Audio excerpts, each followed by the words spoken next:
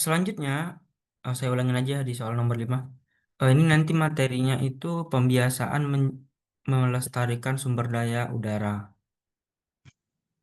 Lalu nanti anak-anak diminta untuk menjelaskan dampak aktivitas manusia terhadap kualitas udara di lingkungan sekitar. Nah, nanti saya sajikan sebuah narasi sekitar 2 kalimat gitu ya. Nanti tentunya tentang kendaraan bermotor gitu ya. Lalu untuk wilayahnya itu pastinya di wilayah yang berbeda gitu ya. Di antara dua wilayah, yang satu di kota besar, di kota-kota besar, dan satunya di kota-kota kecil atau di wilayah pedesaan gitu. Nah, setelah anak-anak nanti analisis, itu anak-anak itu diminta menyimpulkan hubungan antara aktivitas transportasi dengan tingkat pencemaran udara.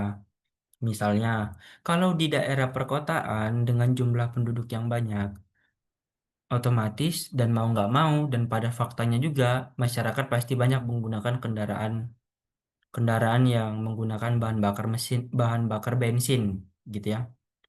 Mau nggak mau ketika banyaknya kendaraan yang berlalu lalang pasti akan meningkatkan polusi udara. Sedangkan kalau di daerah pedesaan katakanlah atau daerah kota yang kecil gitu ya, itu masyarakatnya tidak menggunakan kendaraan bermotor sebanyak masyarakat di kota besar gitu. Karena ya masyarakat di kota-kota kecil otomatis eh, tidak kebutuhan industrinya itu tidak se-urgent yang ada di kota-kota besar gitu loh. Nah, jadi kesimpulannya berarti kalau di daerah perkotaan itu kendaraan bermotornya sangat banyak dan menyebabkan polusi udara dan sedangkan di daerah pedesaan itu sebaliknya. Jadi polusi udaranya sedikit tetapi masyarakatnya juga sedikit jadi menyesuaikan. Di sisi lain kalau di daerah perkotaan itu kan perpohonan sangat sedikit gitu. Itu juga yang menjadi katakanlah faktor yang tidak bisa eh, menangkap eh, maaf bukan menangkap tapi mengeluarkan oksigen lebih banyak gitu. Sedangkan di daerah saat itu sebaliknya, itu pepohonannya masih sangat asri dan masih sangat banyak gitu. Dan masyarakatnya juga sedikit.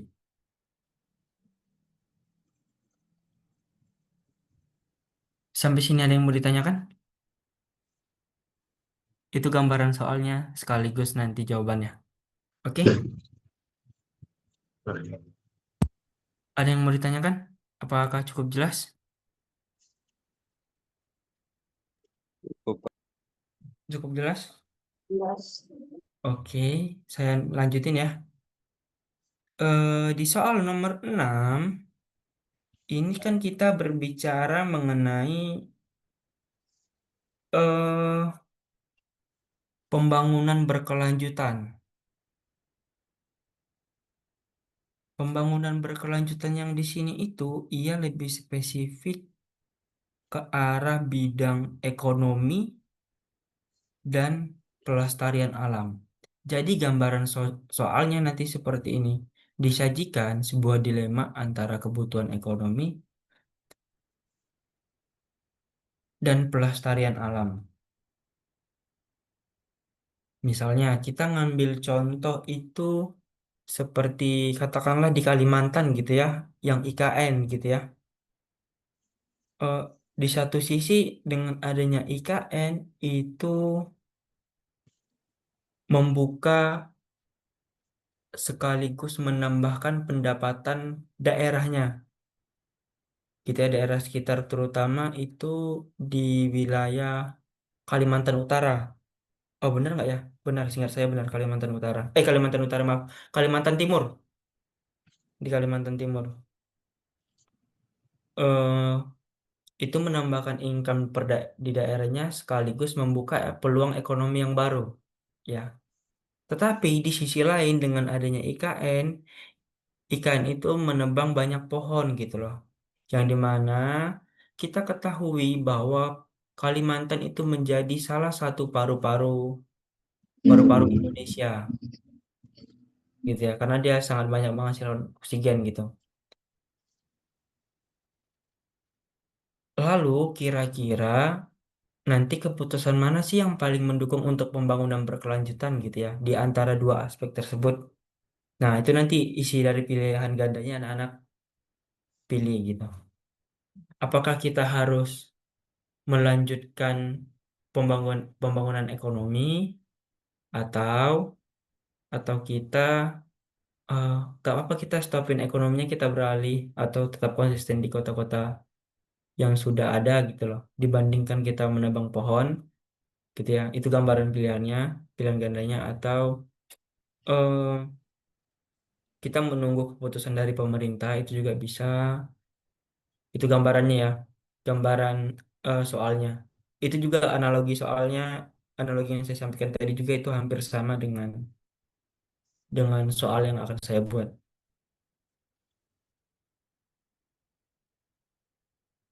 sampai sini ada yang mau ditanyakan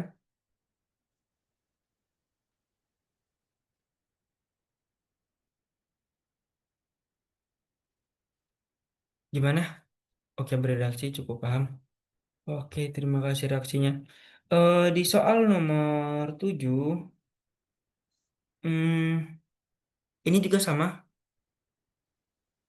hampir sama dengan soal nomor 6 tetapi ini hanya beda konteks saja beda narasi. Kalau yang tadi kan itu dilema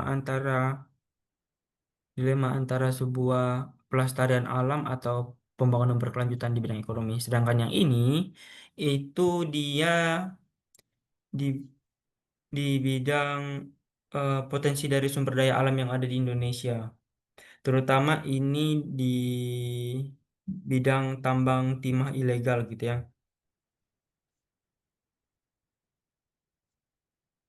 Nanti itu saya sajikan sebuah narasi kasus kerugian negara akibat tambang timah ilegal.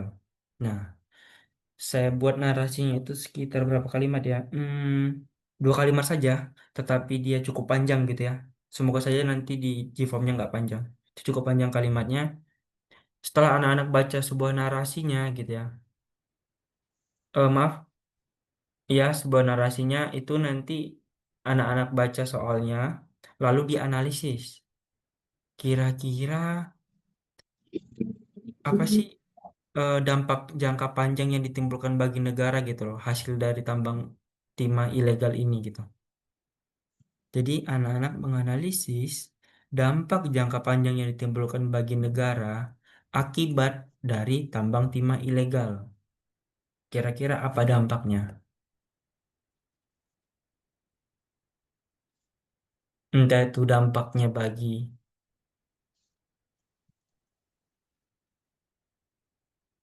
bagi manusia, bagi masyarakat sekitar, atau bagi alam, atau bagi pemerintah, atau pemerintah biasanya dia dapat sanksi dari internasional gitu ya. Biasanya ada itu.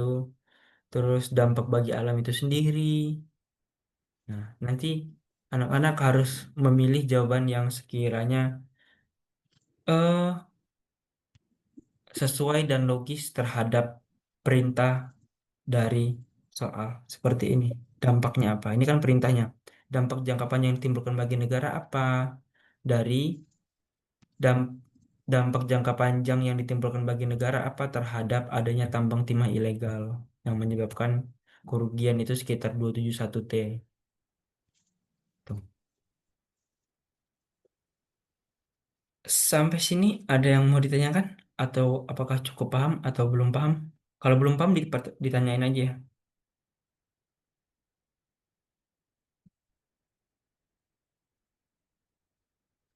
Paham, Pak.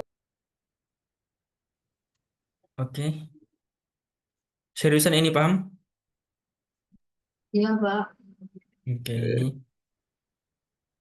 itu suaranya siapa itu gak usah diserak-serain, diberat-beratin gak usah diberat-beratin ya suaranya. siap, Pak. Selanjutnya itu soal nomor 8.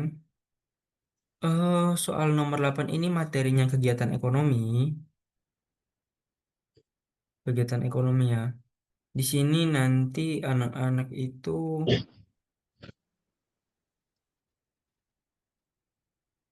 eh itu mampu mengidentifikasi peran pasar itu sebagai sarana penyaluran barang dan jasa dari produsen ke konsumen. Kalau pasar itu sebutannya apa sih dalam lingkaran ekonomi tradisional gitu?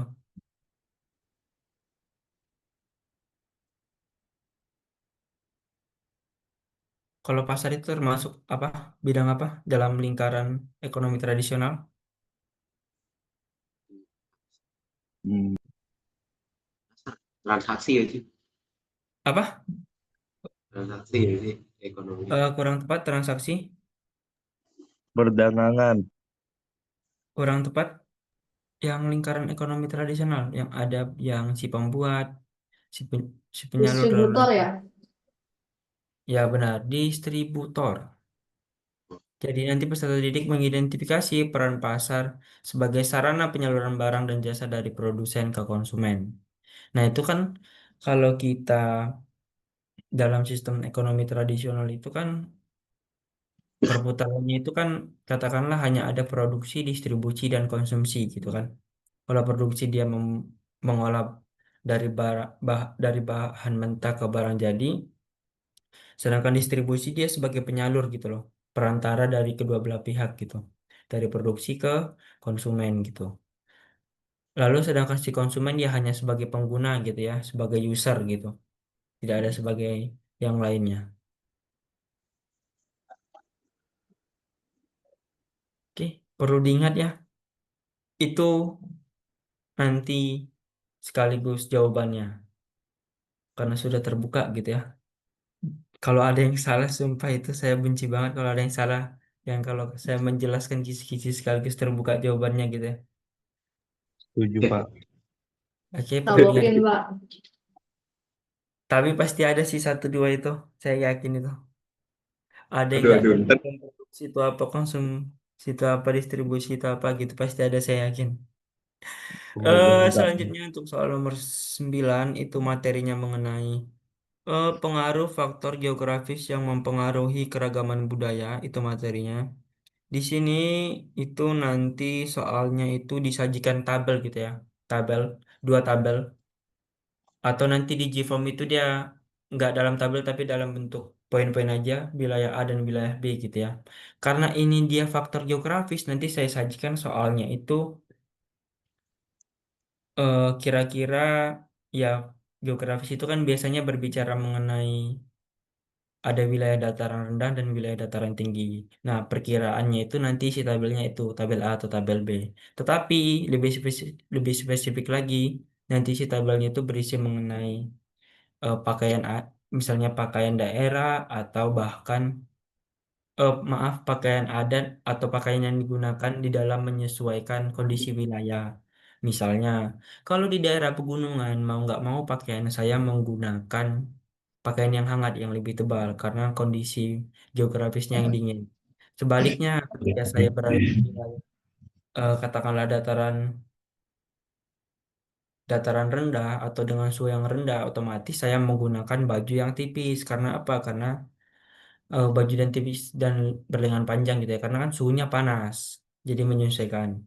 Lalu eh, setelah itu kira-kira apa sih yang menyebabkan mereka bisa menggunakan pakaian tersebut gitu loh? Apa faktor penyebabnya? Apakah karena katakanlah apakah karena eh, apakah karena faktor lingkungannya, apakah karena faktor apanya namanya fisiknya atau apapun itu gitu ya. Tetapi ini perlu diketahui, ini nanti jawabannya berbicara mengenai berdasarkan faktor fisik dan lingkungannya. Faktor fisik dan lingkungan itu nanti perkiraannya eh sebentar berbicara mengenai bisa suatu cuaca, bisa suatu suhu, bisa suatu kelembapan, bisa karena suatu kondisi iklim itu juga sama, bisa juga karena ya letak geografis itu juga bisa gitu ya. Nah, di salah satu yang tadi itu ada jawabannya. Jadi anak-anak nanti analisis gitu ya. Antara empat itu. Biasanya berbicara mengenai itu. Oke, sampai sini ada yang mau ditanyakan?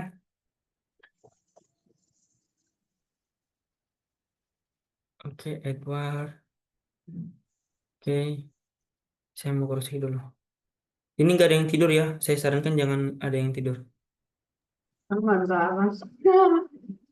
Oke, Bagaimana Pak? Aman Pak, belum nyampe jam 7. soal nomor 10 kita next ya. Oke, terima kasih responnya anak-anak sebelumnya. eh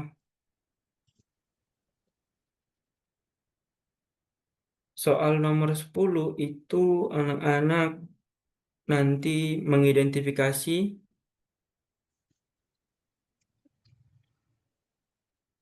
langkah membeda maaf ini keliru, mengidentifikasi langkah kebutuhan dan keinginan dalam perencanaan keuangan gitu ya. Hmm. Atau mengidentifikasi tahapan perencanaan keuangan yang tepat. Kalau tahapan keuangan yang tepat itu terbagi nanti menjadi 4 poin. Yang pertama, ada menyusun tujuan keuangan, ada menyusun rencana pendapatan, ada memilih prioritas pengeluaran, dan ada yang terakhir itu menyusun rencana pengeluaran. Ada 4 poin itu ya, kalau tahapannya. Tetapi jawabannya nanti dari salah satu itu. Nah, lalu nanti untuk gambaran soalnya itu saya sajikan deskripsi tentang perbedaan kebutuhan dan keinginan. Kira-kira nanti dari 4 itu mana yang cocok terhadap perbedaan kebutuhan dan keinginan?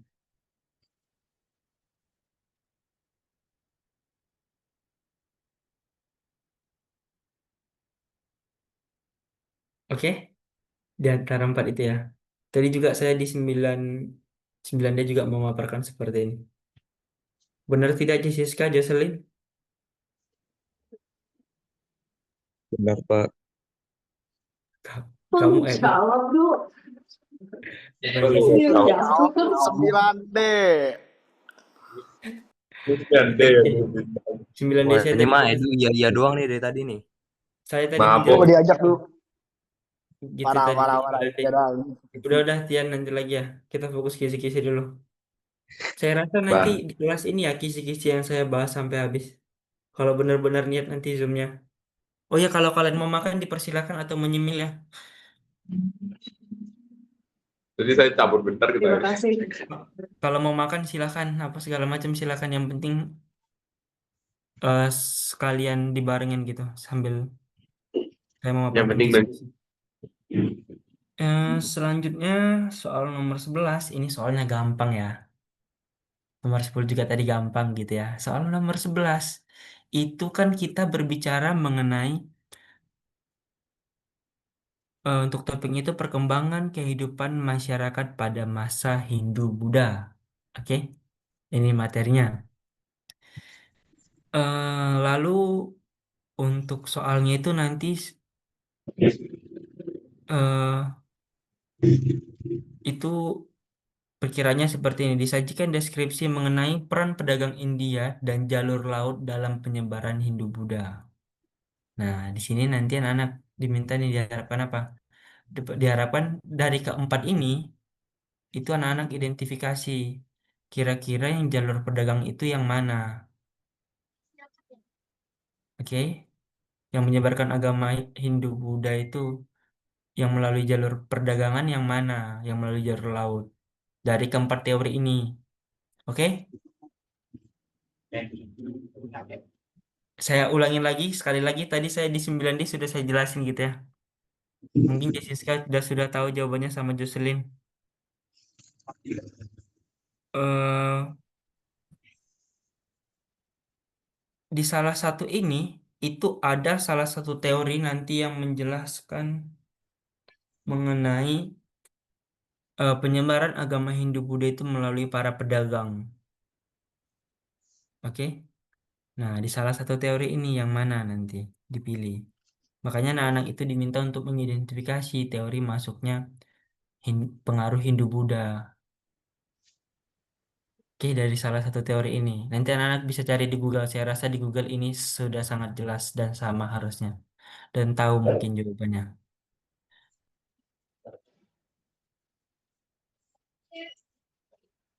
Kalau sudah paham, beri reaksi jempolnya.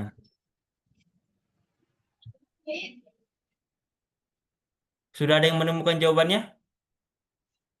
Coba saya tanya dulu, ada nggak yang menemukan jawabannya? Saya coba buka-bukaan satu soal saja dari kalian. Kalau benar jawabannya berarti kalian bisa menganalisis gitu loh. Jawabannya perkiraan yang mana. Ada yang tahu jawabannya apa? Kalau ada silahkan on mic.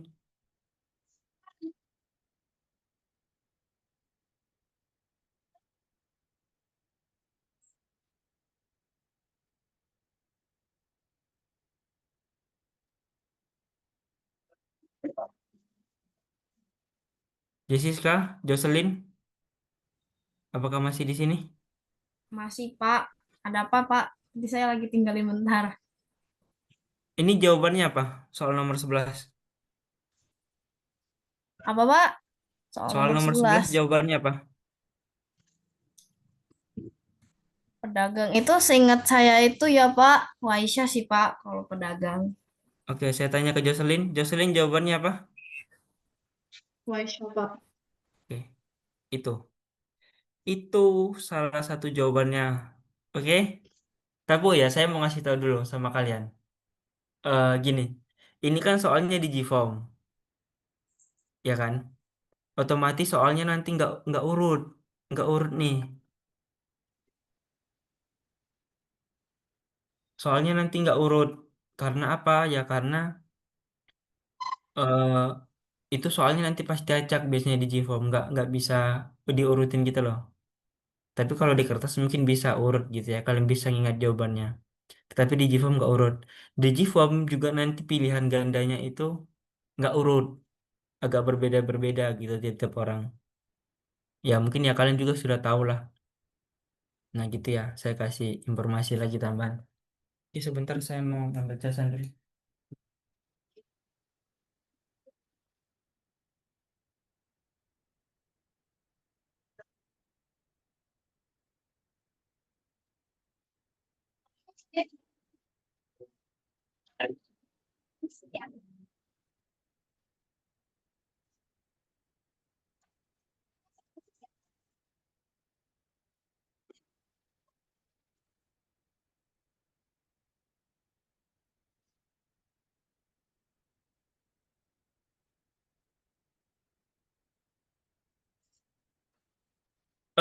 Oke, sudah paham jawabannya yang mana?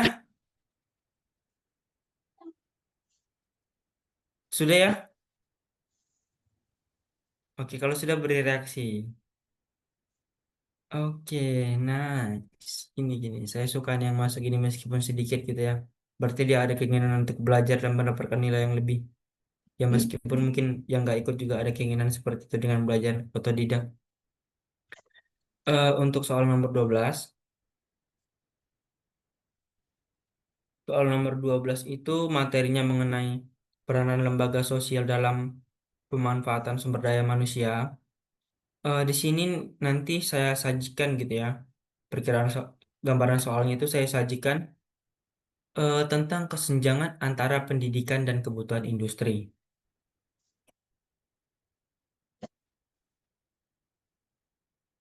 Tetapi eh, i- ilus tetapi soalnya itu dalam bentuk narasi gitu ya, narasi atau ilustrasi. Saya sajikan nanti misalnya katakanlah seperti contoh yang ada di Indonesia itu misalnya setiap tahun itu pengangguran bertambah karena setiap tahun universitas itu mencetak para mahasiswa gitu ya.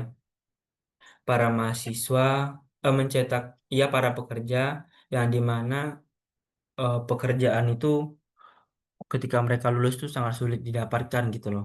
Entah itu karena persaingan yang sangat ketat atau bahkan dari para lulusan baru atau fresh graduate itu yang belum mampu eh, untuk bersaing gitu di dunia kerja. Nah, nanti gambarnya seperti itu.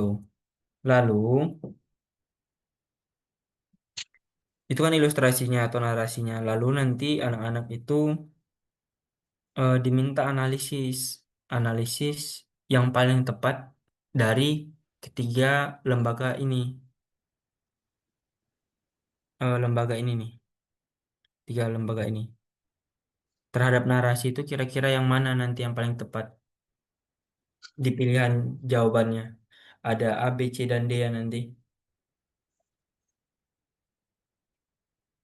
Apakah kalau kan kalau kalau pemerintah sekarang kan itu solusinya kan beberapa program studi kan ditutup gitu ya.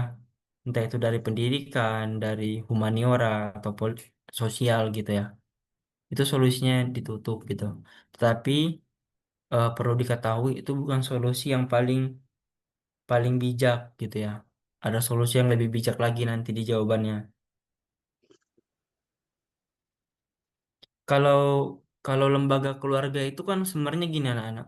Anak-anak pernah nggak eh, mendengar atau bahkan mengalami yang namanya dibandingkan dengan tetangga? Lihat no si Anu lebih pintar. Lihat no si A itu juara satu, juara dua, rajin ke gereja misalnya. Kan lembaga keluarga masih ada beberapa seperti itu. Karena orang tuanya tergolong baby boomer. Tapi baby boomer juga ada yang tidak seperti itu gitu loh. Nah, lembaga keluarga masih seperti itu. Konotasinya masih hitam dan putih gitu loh. Nah, tetapi seharusnya bukan seperti itu gitu ya. Harusnya pandangan secara keluarga gitu loh. Atau ya lembaga keluarga seharusnya tidak seperti itu. Kalau lembaga pendidikan mau nggak mau memang harus selalu mencetak lulusan baru gitu. Karena ya agar pengetahuannya itu sangat up to date gitu loh. Nggak monoton di situ-situ aja. Kalau di ekonomi mau nggak mau dia harus lebih lebih menyesuaikan terhadap pendidikan. Sebentar.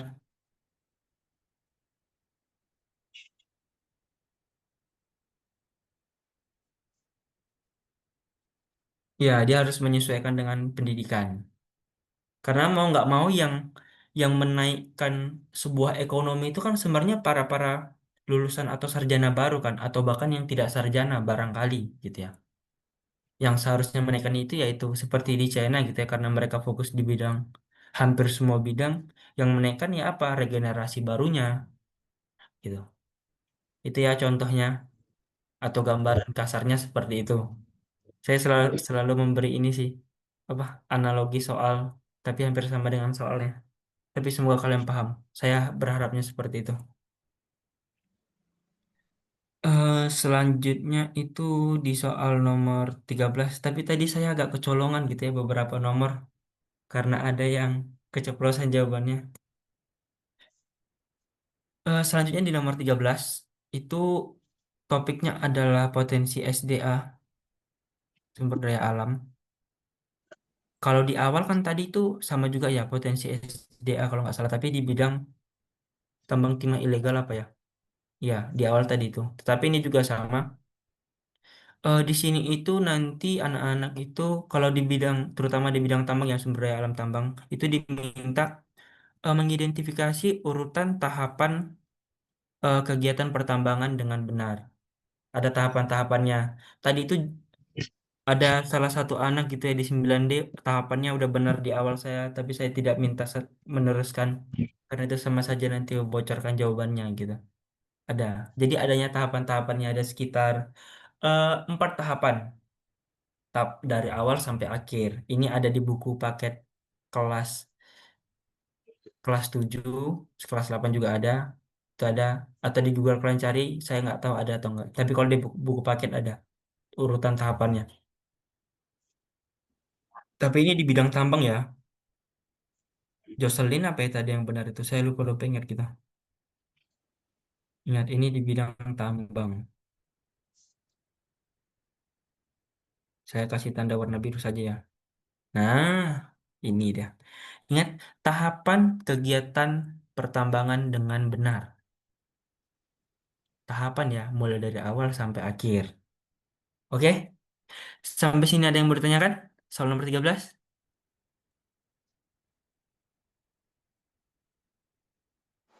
Tidak, Oke. Pak.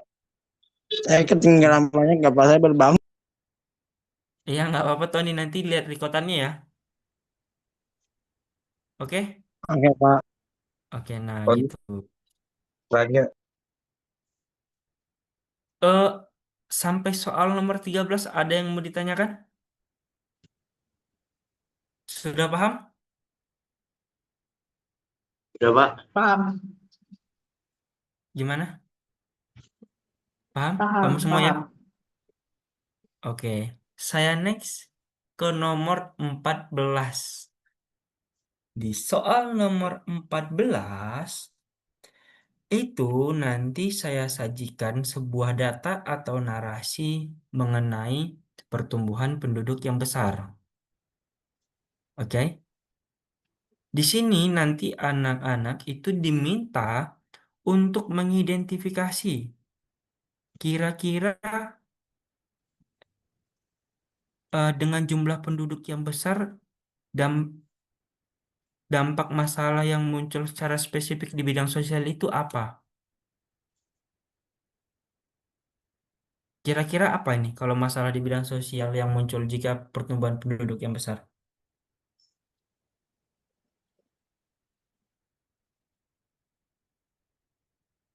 Tapi ini materinya mengenai sosiologi ya.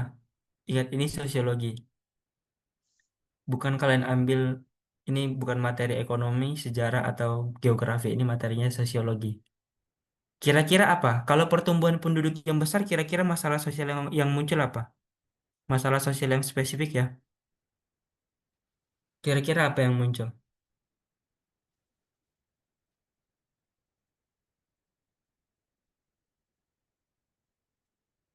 Coba bersuara dulu. Kira-kira masalah yang muncul apa?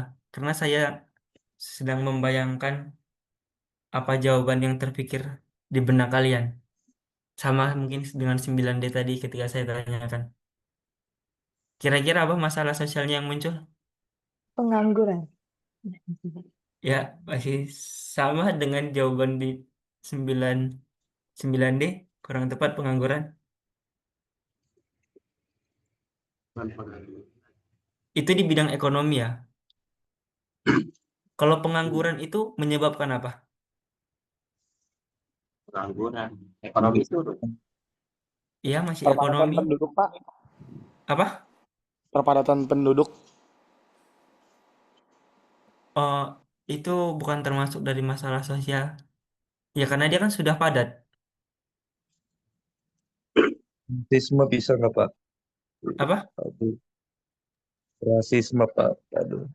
Rasisme eh, sangat jauh karena narasinya nanti agak berbeda gitu ya, Edward. Ah, enggak. Edu, Ya, beda, Pak. beda, beda, beda. Pak Apa? Aris, Ya, gimana? kalau misalkan kayak contohnya makin susah buat masuk sekolah-sekolah gitu Pak, terus kayak ya gitu Pak. Gimana sih jelasin gimana? Tapi kayak apa ya? Contoh kayak kuota masuk sekolah gitu makin makin rendah buat orang-orang gitu, makin susah gitu. Itu masalah nanti itu di bidang pendidikan dan ekonomi. Sekolah, dia pasti di bidang pendidikan. Pengangguran, itu di bidang ekonomi. Sosial itu berinteraksi kan? Iya, masalah di bidang sosialnya apa kira-kira? Interaksi. Apa interaksi?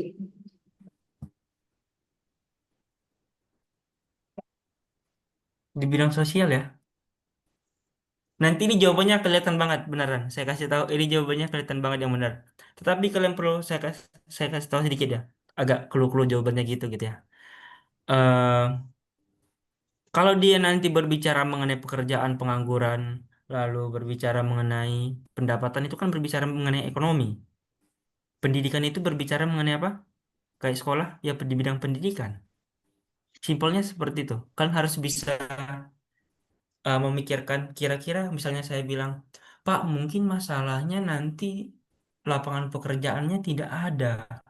Loh, itu kan di bidang ekonomi. Benar nggak? Karena kan lapangan pekerjaan itu lebih luas di bidang ekonomi dibandingkan di bidang sosialnya. Pengangguran juga sama seperti itu. Pendidikan juga sama seperti itu, sekolah. kuotanya semakin sedikit. Berarti itu di bidang pendidikan. Oke, nanti jawabannya sangat kelihatan. Semoga kalian akan ingat akan soal ini. Tapi sayangnya kita ujiannya di hari Rabu sih. Mungkin kalian agak perlu berulang-ulang nanti belajarnya agar mengerti. Ya, masih ingat kan yang saya sampaikan? Kalau saya ulangi lagi, ya kalau berbicara mengenai pengangguran, mengenai pekerjaan itu di bidang ekonomi, kalau berbicara mengenai sekolah itu pastinya di bidang pendidikan. Kalau dia berbicara misalnya mengenai, katakanlah konteksnya apa lagi ya? Hmm, mungkin kurangnya orang-orang beriman gitu ya. Tentunya itu di bidang agama pastinya. Nah, kalian harus bisa mem- membedakan konteks-konteks tersebut. Sampai sini paham? Ambon. Mbak. Paham ya? Harus bisa membedakan ya. Saya itu agak eh, mungkin agak sharing sedikit dulu, berapa 1 menit. Nanti ini bentar lagi habis zoomnya. Saya itu nggak tahu ya apakah kalian diberi diajarin atau enggak cara membedakan seperti yang saya sampaikan tadi. Saya kurang tahu itu. Tetapi seharusnya kalian diberitahu. Seharusnya ya. Karena kalau nggak diberitahu nanti ya sama aja kayak kalian kayak gini nih hasil akhirnya nih. Salah salah konsep akhirnya. Yang seharusnya berada di bidang ekonomi kalian masukkan ke bidang sosial. Yang seharusnya masuk ke bidang sosial kalian masukkan ke bidang ekonomi gitu. Atau bahkan kayak tadi kalian nggak tahu bahwa kalau sekolah itu ya di bidang pendidikan gitu. Atau bahkan banyak bidang lainnya gitu. Makanya saya ketika awal itu saya eh, menyampaikan itu ya usahakan ketika memandang suatu materi atau semua hal itu dengan berbagai perspektif. Perspektif yang saya maksud ya seperti itu agar kalian bisa membedakan gitu ya. Tapi saya rasa nggak diajarin sih kalian, soalnya ya kelihatan. Tapi nggak apa-apa, itu namanya proses belajar. Saya beritahu di akhir-akhir kalian kelas 9 biar SMA kalian nggak terlalu ketinggalan gitu ya dalam memberikan suatu perspektif yang logis. Mungkin ini kita bisa keluar dulu, nanti dikirim ke saya lagi link Zoom-nya. Iya, oke Pak. Boleh, boleh.